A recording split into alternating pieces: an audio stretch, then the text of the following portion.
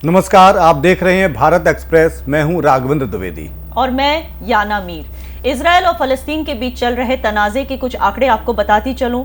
1400 लोग इजराइल में मारे गए, 2750 फलस्तीन में इजरायली एयर स्ट्राइक से मारे गए, 199 होस्टेजेस हमास के पास अभी भी हैं। शिन बेट जो इजराइल का डोमेस्टिक इंटेलिजेंस एजेंसी है, उसने कबूल किया कि उससे गलती हो गई और उसकी नाकामी की वजह से हमास ने इजराइल पे अटैक किया। US secretary of state Antony Blinken और इजराइल के वजीर आजम नेतन्याहू ने एक शेल्टर बंकर में अपनी मुज़ाकरत जारी रखी। इजराइल के डिफेंस मिनिस्टर गैलेंट का दावा कि कीमत तो चुकानी पड़ेगी मगर हम यानी कि इजराइल जीत के रहेगा। अमेरिका के राष्ट्रपति बाइडेन का दावा कि हमास का यह अटैक हॉलोकॉस्ट से कम नहीं है और बाइडेन की एक्सपेक्टेशन है कि वो कल तक इजराइल पहुंच जाएंगे। गाजा के अस्पताल बढ़ती तादाद में पेशेंट्स का इलाज करने के लिए नाकाबिल। याना, कैसे देख रही हैं आप जो बाइडेन के दौरे को? क्योंकि मदद वो दे रहे हैं, इजराइल को खुलकर समर्थन कर रहे हैं, लेकिन वहां जाकर क्या मैसेज भी देना चाहते हैं जो बाइडेन, और क्या साबित करना चाहता है इजराइल भी?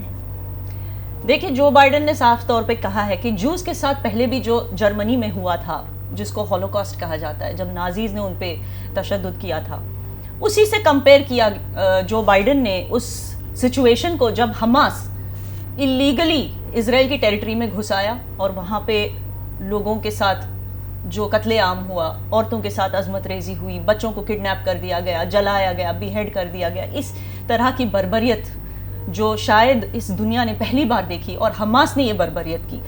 तो जो बाइडेन ने जब खुले लफ्ज़ों में कह ही दिया है कि जो तशद्दुद नाजीज ने जूस पे किया था वही तशद्दुद हमास ने जूस पे किया, तो इससे तो साफ जाहिर होता है कि वो इजराइल की तरफ है। लेकिन क्योंकि यूनाइटेड स्टेट्स हमेशा अपने आप को इस तरह दिखाता है कि वो एक प्रो ह्यूमैनिटी वाला मुल्क है, तो ह्यूमैनिटी, इंसानियत के जो है जज्बे को भी वो आगे रखना चाहते हैं और इसलिए गाजा में जो लोग इजराइल के जवाबी हमले की, एयर स्ट्राइक्स की वजह से जो मारे जा रहे हैं, उनके लिए भी थोड़ी सी सहानुभूति दिखानी जरूरी थी। लेकिन आप इसको भी देखें कि जब नेतन्याहू का बयान आया और उन्होंने कहा कि ये लड़ाई, ये जंग जो है अंधेरे बनाम उजाले के बीच है, और ये भी कहा कि खात्मा ही उनका मकसद है, हमास को पूरी तरह खत्म कर देंगे। ऐसा भीषण अटैक, इतनी बड़ी जंग, क्योंकि 11 दिन हो गए हैं इस जंग को, 7 अक्टूबर में को शुरू हुई थी। इस बार बहुत पुख्ता इरादे हैं इजराइल के, आर पार की लड़ाई के मूड में है। मुझे तो ऐसे ही लग रहा है क्योंकि 10 दिन 11 दिन बहुत ज्यादा हो गए। क्योंकि अगर आपको याद है 1967 में भी एक वॉर हुई थी जिसको 6 डे वॉर कहते हैं। उस 6 डेज में 5 अरब ममालिक जिन्होंने इजराइल पे अटैक किया था, 5, जिसमें इजिप्ट आता है, जॉर्डन आता है, लेबनान और शायद ईरान और 2 और एक कोई मुल्क, इन्होंने एक साथ इजराइल पे अटैक किया था 1967 में। 6 दिन में 5 ममालिक को अकेले इजराइल ने हराया। और फिर ये हुआ, आज जो फलस्तीनी कहते हैं कि इजराइल काबिज है हमारी जमीन पर, वो इसीलिए काबिज है क्योंकि जो जमीन फलस्तीन की इन ममालिक के जुरिस्डिक्शन में थी, उनको वॉर में हरा के, जो उनके अंडर में जो जमीन होती है उस पे इजराइल ने कब्जा कर लिया, जो कि वॉर के बाद तो यही नतीजा निकलता है। जी, तो जो 1973 में भी गाजा पट्टी इजराइल के पास थी और 2005 तक रही, लेकिन इस बार आप देखिए जितने ताकतवर मुल्क हैं वो सब इजराइल के साथ खड़े हैं और खुलकर खड़े हैं। भारत ने भी समर्थन दिया है। तो ऐसे में समर्थन एक बात है, मैं उस बात पर आऊंगा कि जो बाइडेन का इजराइल जाना, ये भी कहीं ना कहीं कोई इशारा कर रहा है। मुझे लग रहा है कि इशारा इतना ही है कि जो बाइडेन दोनों तरफ को खुश करना चाहते हैं। जाहिर सी बात है क्योंकि एक बड़ी तादाद में मुसलमान अमेरिका में रहते हैं, तो उनकी तरफ भी जो है सहानुभूति दिखानी ज़रूरी है, क्योंकि वो सारे के सारे जो हैं फ़लस्तीन को सपोर्ट करते हैं और करना भी चाहिए एक तरह से। क्योंकि फ़लस्तीन में आप इस बात को समझिए कि हमास को ख़त्म करने के इरादे से फ़लस्तीन पे अटैक्स हो रहे हैं इजराइल की तरफ से, इजराइल की जानिब से, लेकिन वहाँ पे इनोसेंट मासूम लोगों की जाने जा रही हैं, उनके घर उजड़ रहे हैं। ऐसी सिचुएशन आ गई है कि वहाँ ना पानी है पीने के लिए, ना फ्यूल है कि कोई अगर गाड़ी लेके वहाँ से इवैक्यूएट करना चाहे, ना वहाँ पे एक कतरा फ्यूल का नहीं आया पिछले 10 दिनों में, इजराइल ने अलाउ नहीं किया। वहाँ पे ना खाना है, वहाँ पे ना दवाइयाँ हैं, लोग मलबे के नीचे आके मर रहे हैं, एयर स्ट्राइक से मर रहे हैं। अस्पतालों की हालत इतनी खस्ता हो चुकी है कि वो अब हैंडल नहीं कर पा रहे, और रेस्क्यू रिलीफ टीम्स जो हैं वो बॉर्डर्स पे खड़ी हैं सिर्फ इजाजत के इशारे का इंतजार कर रही है कि हम अंदर जाएं और लोगों की मदद करें। और 5 घंटे में, मैं आपको बता दूं, ये नई खबर है, 5 घंटे में अगर ये रेस्क्यू रिलीफ टीम्स अंदर नहीं गई तो जो है एक बड़े पैमाने पे इंसानी तबाही होने का खतरा है। तो ऐसे में अगर जो बाइडेन वहां जाते हैं तो जाहिर सी बात है कि वो एक स्टेटमेंट करना चाहते हैं, एक ह्यूमैनिटी की तरफ से भी स्टेटमेंट करना चाहते हैं और साथ ही साथ इजराइल को सपोर्ट भी करना चाहते हैं। मुझे लगता है उनका मकसद दोहरा मकसद है। 1973 की अगर जंग को देखें, इजराइल और अरब देशों के बीच जब जंग हुई थी, तेल का एक बड़ा संकट खड़ा हो गया था दुनिया में। हालांकि आप ताज़ा आंकड़े देखें तो 7 अक्टूबर को जंग शुरू हुई हमास इजराइल के बीच में और 11 दिन बाद कीमतें बढ़ी हैं, 7.5% प्रति बैरल अमेरिकी डॉलर जो कीमतें हैं वो बढ़ी हैं। तो आने वाले दिनों में कोई संकट खड़ा हो सकता है? बिल्कुल संकट खड़ा हो सकता है, क्योंकि खास करके भारत के लिए, क्योंकि भारत ईरान से भी ऑयल लेता है, तेल लेता है और ईरान को हर जगह से, हालांकि ईरान के वजीर आज़म ने खुले शब्दों में कह दिया है कि उनका कोई लेना देना नहीं है, उन्होंने कभी हमास को उस तरह से समर्थन नहीं दिया जिससे दहशतगर्दी हो सकती है, ये तो खुला बयान है। मगर जिस तरह से जो बाइडेन और यूएस का से जो नैरेटिव निकलता है कि ईरान का इसमें हाथ है, तो ईरान पे जाहिर सी बात है सैंक्शंस और लगेंगे। इसीलिए ईरान समर्थन देने से या खुलकर समर्थन देने से बच रहा है। अगर और कड़े प्रतिबंध लगाता है अमेरिका तो भी तेल का संकट बढ़ सकता है।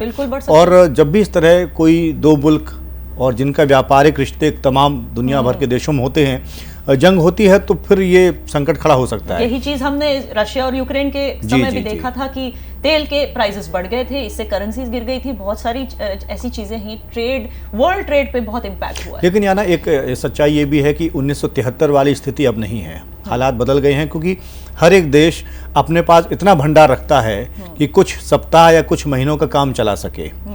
तो फौरी तौर पर कोई बड़ा संकट आएगा ऐसी उम्मीद नहीं है, लेकिन एक संभावना जताई जा रही है इस तरह। संभावना ये भी है क्योंकि ये भी बताया गया है, जो डिफेंस मिनिस्टर इजराइल के, उन्होंने ये भी बोला है कि आईमेक यानी कि India middle east Europe corridor, जिसकी अनाउंसमेंट, जिसका ऐलान मोदी जी ने अभी रिसेंटली किया था, और सऊदी के साथ इसका साथ में जो इनकी कोऑपरेशन है और इस पे काम करने वाले हैं, इसकी वजह से ये जंग छिड़ी गई हमास की तरफ से, क्योंकि ईरान नहीं चाहता कि इजराइल और बाकी अरब मुल्कों में या इवन इंडिया के साथ इजराइल के संबंध अच्छे रहें। तो इस वजह से जो है ईरान ने इस तरह से दखल अंदाजी की ताकि आईमेक बने नहीं जी। और फलस्तीन का भी इसमें अपना खुद का जो है एक सेल्फिश मोटिव है।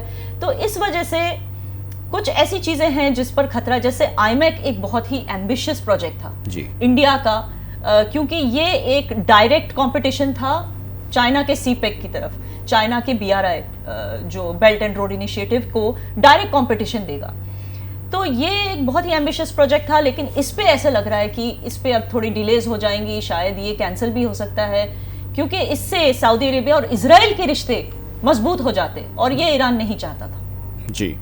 एक बात मैं आपसे पूछना चाहूँगा, दर्शकों के लिए भी, भारत ने खुलकर समर्थन किया इजराइल का, लेकिन भारत में कुछ लोग दबी जुबान में ही सही, लेकिन जब वो हमास का समर्थन करते हैं, फिलिस्तीन के हवाले से बात करते हैं, मानवाधिकारों की बात करते हैं, इसके पीछे क्या सियासत है? मुस्लिम तुष्टीकरण की सियासत है, या फिर अगर सरकार ने कोई स्टैंड लिया है तो उसके विरोध में स्टैंड लेना है?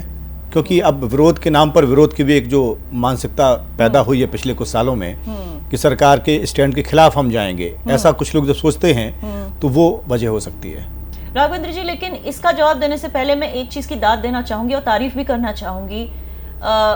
अभी जो फ्राइडे गुजरा है, ठीक है ना, जुम्मा की नमाज बहुत ही इंपॉर्टेंट होती है, जुम्मे के दिन खुतबे भी होते हैं जी, तो मुसलमानों के लिए ये एक मुबारक दिन है। तो खुतबे में किसी भी इमाम या मौलवी ने, पूरे भारतवर्ष में किसी भी इमाम या मौलवी ने ऐसा कोई भाषण नहीं दिया, ऐसा कोई खुतबा नहीं किया जिससे कोई नाखुशगवार इंसिडेंट होने के चांसेस हो सकते थे, जिससे कोई इंसाइटमेंट हो सकती थी, जिससे राइट्स या प्रोटेस्ट हो सकते थे ये फ़लस्तीन के सपोर्ट में। तो इसकी मैं दाद देना चाहती हूँ हमारे मौलवी जमात और इमाम जमात को कि उन्होंने सिचुएशन संभाला पुलिस कर्मचारियों के साथ मिलकर।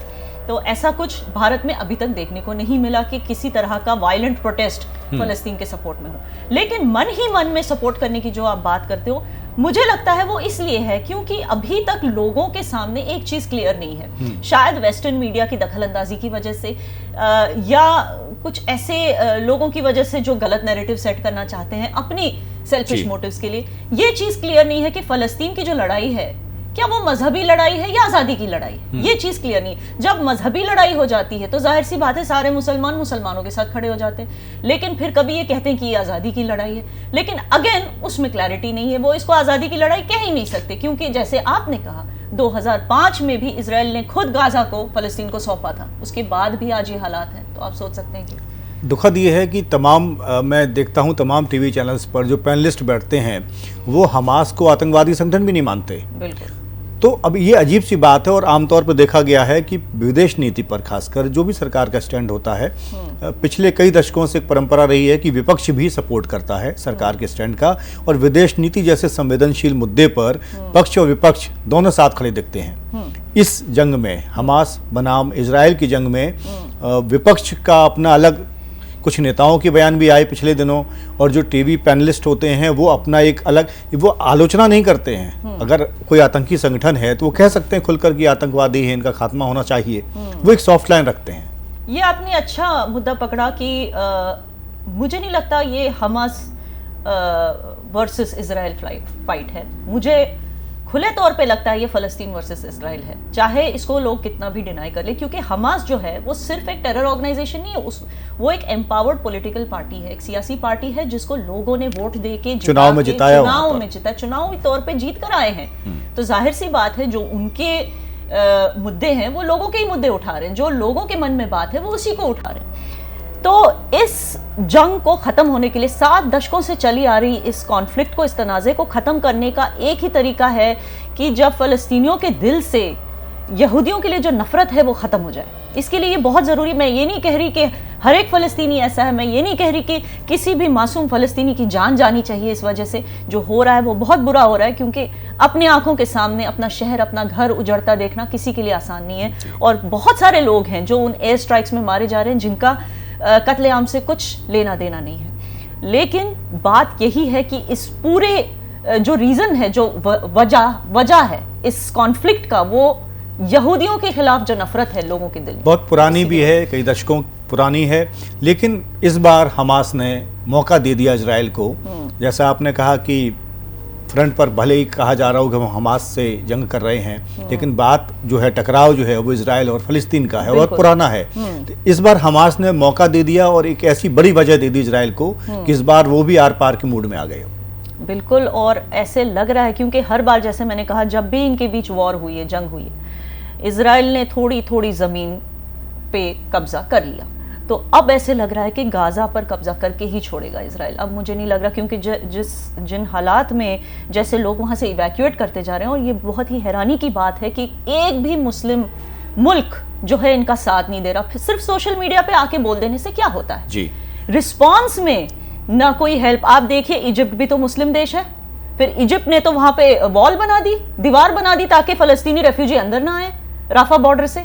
तो ये किस तरह की उम्मत है जो एक दूसरे को मदद नहीं करना चाहती ऐसे सिचुएशन में। और सबसे बड़ी बात, कतार में बैठा हानिया जो हमास का लीडर है, वो कतार में बैठ के फ़लस्तीनियों को ये कह रहा है, ये तरबियत दे रहा है, हिदायत दे रहा है कि आप ऐसे सिचुएशन में भी, ऐसे हालात में भी आप गाजा छोड़कर नहीं जाएंगे, वरना आप ये आज़ादी की जंग हार जाओगे। अब सडनली आज़ादी की जंग हो गई, तो थोड़ा भी दर्द नहीं है अपने लोगों के लिए। जबकि इजराइल ने जो अल्टीमेटम दिया है बड़ा मुसीबत भरा सबब हो सकता है गाजा पट्टी के लोगों के लिए, और कहाँ पनाह लेंगे, कैसे लेंगे, वो एक अलग सवाल है।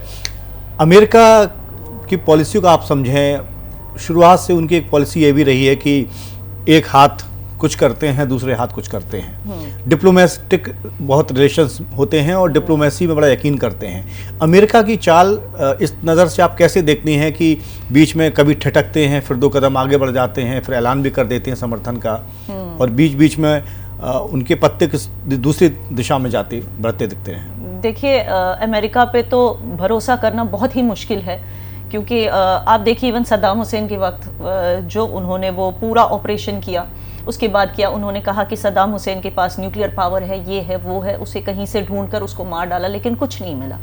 तो इस तरह से जो उनकी हरकतें हैं उसके पीछे कोई ना कोई ऐसी वजह होती है जो दुनिया को पहले नहीं दिखाई देती, बाद में समझ आती है। तो इस बार भी मुझे आई एम नॉट श्योर कि उनका इस सब में उनका फ़ायदा क्या है, लेकिन फ़िलहाल तो बस इतना दिख रहा है कि एक तरफ वो इजराइल को समर्थन भी करते हैं आइडियोलॉजिकली, और दूसरी तरफ वो ह्यूमैनिटेरियन एड की भी बात करते हैं फ़लस्तीन वालों के लिए। क्योंकि हवाई हमले अपनी जगह थे, अब इजराइल ने तैयारी कर ली है, कमर कस ली है कि हम ज़मीन के मार्फत जाएं और कब्जा करें। तो ये और विभीषक हो सकता है और विध्वंसकारी हो सकता है।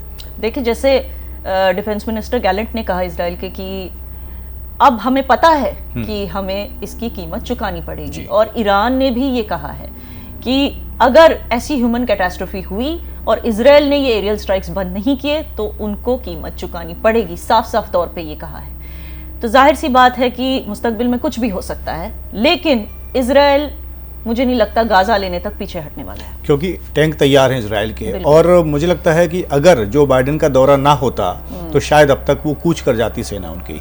वो शायद इंतजार ये कर रहे हैं कि इनके दौरे के बाद एक्शन लिया जाए। बिल्कुल, वो आ रहे हैं, फिर उसके तुरंत बाद वो जॉर्डन चले जाएंगे, शायद तब एक्शन लिया जाएगा। लेकिन ये भी मुमकिन है कि शायद उनके आने से ये वॉर रुक भी जाए, शायद वो कन्विंस कर लेंगे इजराइल को कि इसको और एस्केलेट ना करें, ये भी हो सकता है। बहुत बहुत शुक्रिया याना। तो आपने देखा कि तमाम जो जंग से जुड़ी बातें उस पर याना के साथ चर्चा की, और तमाम जो मुल्क समर्थन दे रहे हैं इजराइल को वो ये मानते हैं कि हमास का खात्मा होना चाहिए। हमास आतंकवादी संगठन है, लेकिन इसके बीच में आप देखें कि अमेरिका का जो स्टैंड कभी कुछ, हालांकि वो बड़े पैमाने पर साथ खड़े हैं, बड़े स्तर पर समर्थन कर रहे हैं, लेकिन बीच में जो ठिठकन आती है उनके रुख में, वो भी कहीं ना कहीं एक डिप्लोमेटिक इशारा छोड़ती है। लेकिन इस बार इजराइल ने, जैसा मैंने पहले जिक्र किया, उन्होंने साफ कहा वहाँ के प्रधानमंत्री ने कि ये अंधेरे बनाम उजाले की लड़ाई है, और इसी पर पूरी दुनिया में उन्हें समर्थन भी मिल रहा है। और इस बार इजराइल ने ठान लिया है कि हमास का खात्मा करके ही रहेंगे। इस वीडियो में फिलहाल इतना ही। अन्य खबरों के लिए जुड़े रहिए भारत एक्सप्रेस के साथ। नमस्कार।